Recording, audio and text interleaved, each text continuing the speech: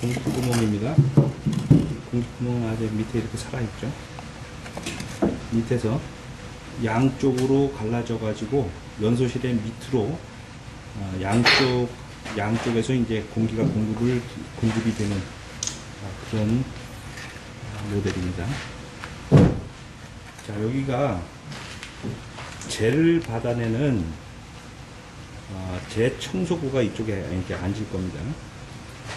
연소실에서 로드 타고 떨어지는 재들이 이쪽으로 이제 떨어지게 되죠.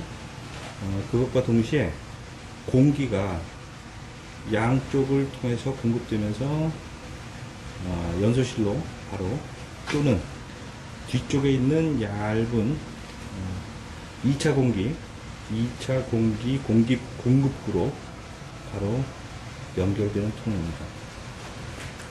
뒤쪽에는 이제 연소실에 있을 체커블릭으로 이제 공기가 또 공급되는 그런 통로가 바로 뒤쪽에 한 2.5cm 정도가 마련되어 있습니다. 전체적으로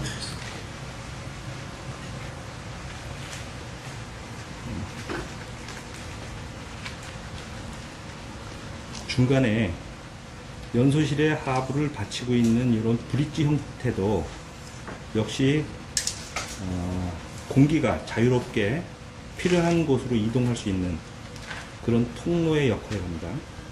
그래서 이쪽이 꽉 막힌 것보다도 이렇게 브릿지 타입으로 구조를 만들어서 공기가 공급되면서 자유롭게 필요한 곳으로 메인 공기로 공급이 되든지 아니면 2차 공기 쪽으로 공급이 되든지 또는 체커브릭 뒤쪽으로 해가지고 연소되는 불꽃의 높이 또 공기가 필요한 곳으로 자유롭게 이동하는 그런 장치들을 이렇게 만든 것입니다.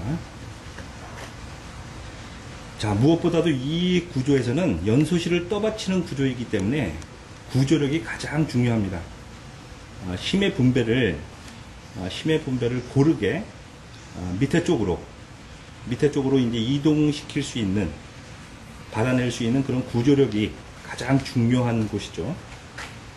또한 이쪽은 지금 내부에 이렇게 쌓아지는 구조물은 열 스트레스에 가장 많이 노출이 되는 그런 부분이기 때문에 이 하부 구조에서부터 이 구조력을 확보해 나가지 않으면 열 스트레스에 의해서, 열 팽창에 의해서 손상을 입을 수 있는 그런 위험성이 있는 곳입니다.